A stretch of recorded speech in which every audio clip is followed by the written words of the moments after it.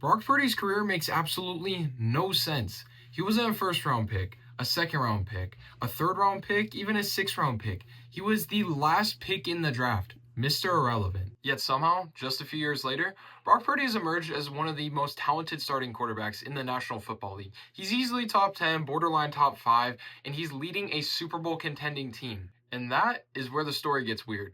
Because he was really never supposed to be here. Because when they drafted Brock Purdy, the 49ers already had a plan.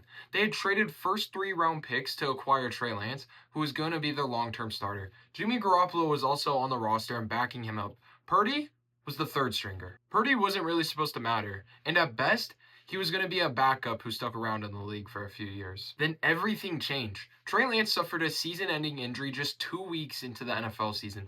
Then Jimmy Garoppolo got hurt and snapped his ankle versus the Miami Dolphins.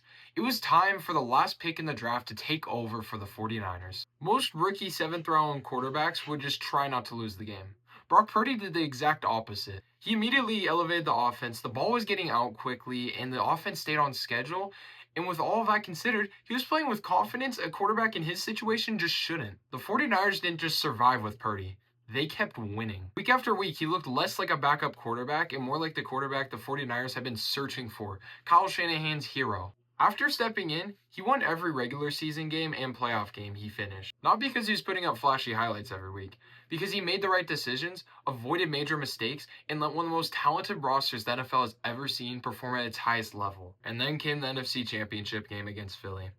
On just the 49ers' 6th offensive drive, Brock Purdy would tear his UCL in his throwing arm after being hit by Hassan Reddick. That injury effectively ended San Francisco's season, and that game became one of the biggest NFL's what-ifs in recent memory. Not because we know the 49ers would have won, but because we never got to find out what would have really happened.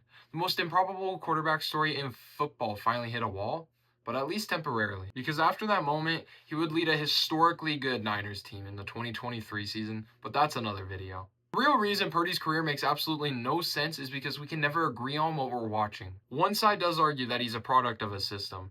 And to be fair, he does have Kyle Shanahan, Christian McCaffrey, he had Debo, Brandon Ayuk, George Kittle, and a ton of other weapons. Most quarterbacks would love to have that supporting cast. But here's where that debate falls apart.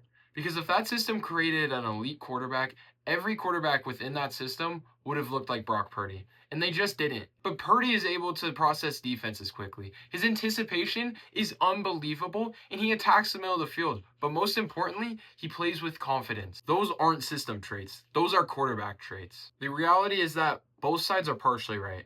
The system does help Purdy out.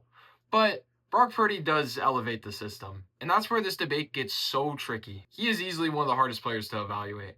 And looking at it historically, players drafted at his position do not become franchise players. Most of them don't even become starters, and a good majority don't even stay in the league.